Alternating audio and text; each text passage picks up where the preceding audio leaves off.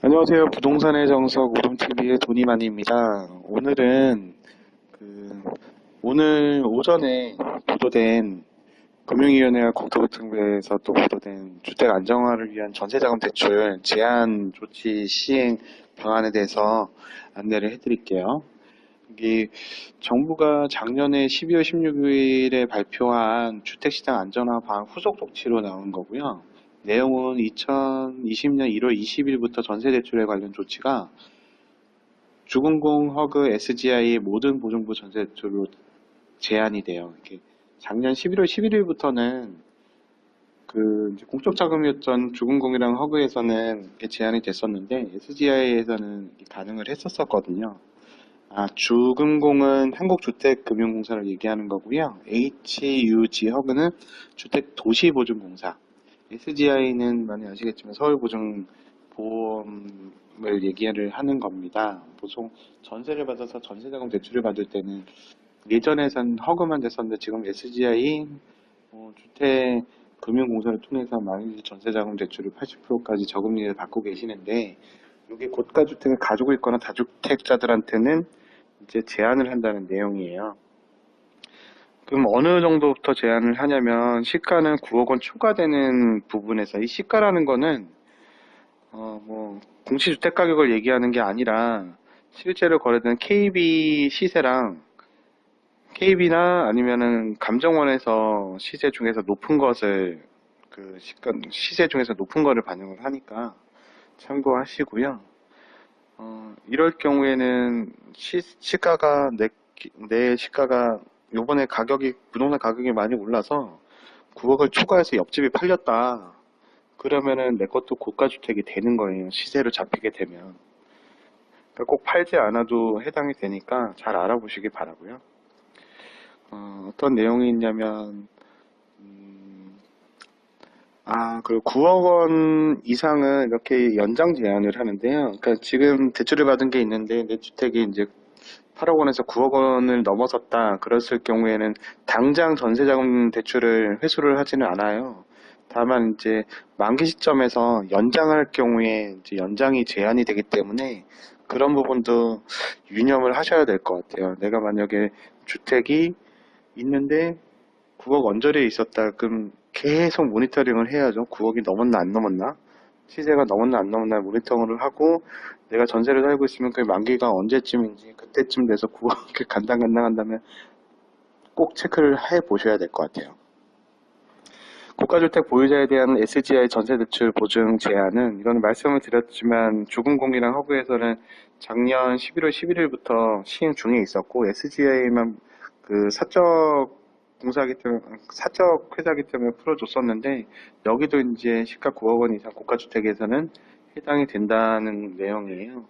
그리고 적용 범위는 1월 20일 이후에 이제 전세대출 신청하는 사람부터 해당이 됩니다. 전에 했던 사람들한테는 예외를 주고요.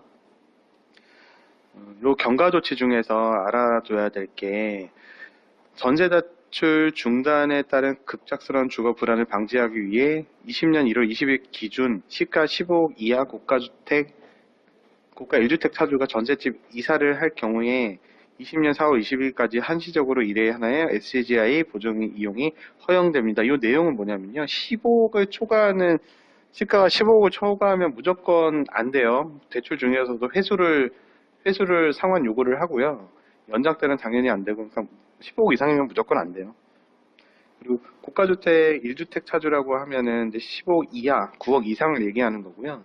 전셋집이 전셋집 이상의 증여 없이 대출로 재이용 시 한시적으로 일해야 해서 허용됩니다. 이게 무슨 내용이냐면 다른 지역으로 이사 가거나 하면 안 돼요. 내가 살고 있는 주택이 집주인의 사정으로 다시 들어온다거나 했을 경우에 그 옆에 있는 단지라든가 그 시세를 따로 떼지 않아도 되는 그 동이라든가 그 단지에 한해서만 4월 20일까지는 한시적으로 해당이 된다고 하니까 요때 즈음에서 이제 계약이 만기된다거나 주인이 들어올 이유가 있으면 4월 20일 안까지는 전세 계약을 체결을 해야 되고요.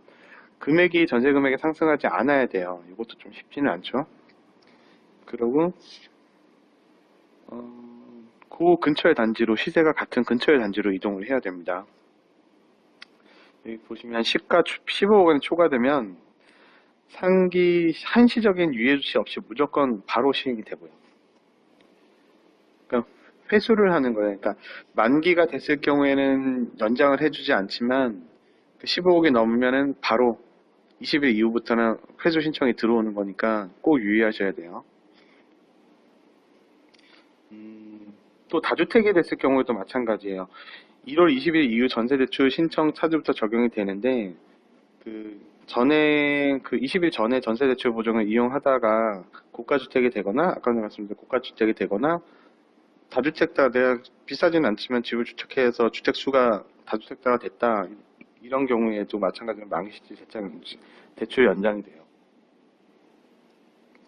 이게 기본적인 내용이고요. 이거 주택 보유세 산정은 부부 합산이고 고가주택은 KB 시세 또는 감정원 시세 중 높은 가격을 적용하며 시가 9억 원 초과 시 고가주택으로 판단이 됩니다.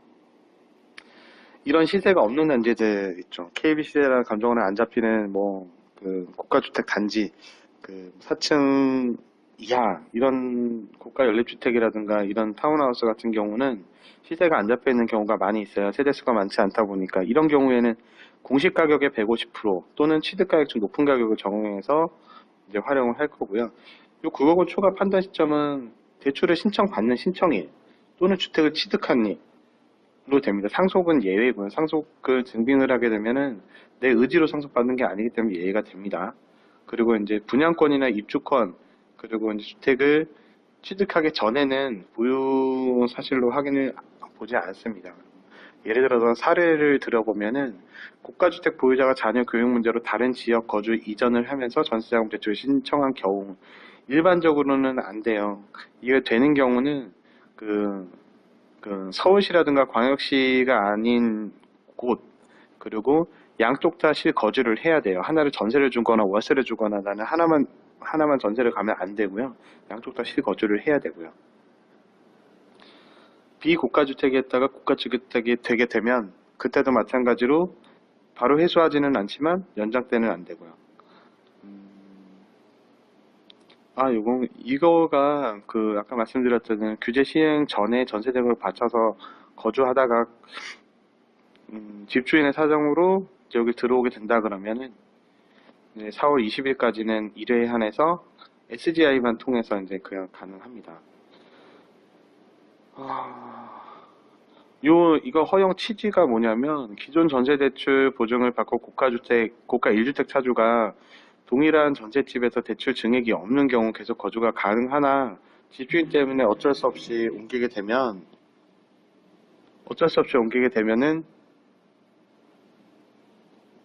전셋집을 이전해야 되는 이런 그런 손해를 최소화하기 위해서 진행을 하는 거고요. 아까 예외 부분 중에서 실수요, 그러니까 양쪽 다 거주를 하는 경우에는 거주를 하면서 전셋집에서 거주를 하는 경우를 증빙하기 위해서는 직장 이동, 자녀 교육, 요양치료, 부모 봉양, 학교 폭력 이렇게 있습니다. 그리고 아까 말씀드렸듯이 서울시, 광역시 내의 구간 이동은 인정하지 않고요. 실거주를 양쪽 다 고가주택과 전셋집 모두 세대원이 실거주가 필요해요. 기본적으로 이런 내용이고요. 제가 가장 궁금했던 점이 개인적으로 차주에 대한 주택 보유라든가 금액을 확인할 수 있는 방법이 있더라고요. 인터넷에서 홈스를 찾아보니까 이거는 이제 국토교통부라든가 요런 데 통해서 할 수 있고요.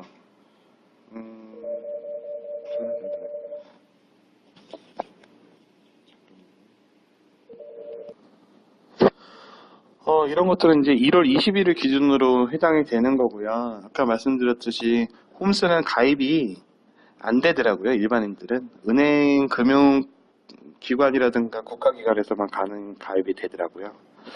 이런 것들을 이제 좀 보셔서 불이익을 당하지 않도록 내 집값이 어느 정도인지 시세랑 혹시나 이제 내 집을 전세를 주고 다른 곳에 전세를 갔을 경우에도 만기랑 집값의 시세를 꼭 확인해서 불이익이 없도록 하셔야 될 것 같아요.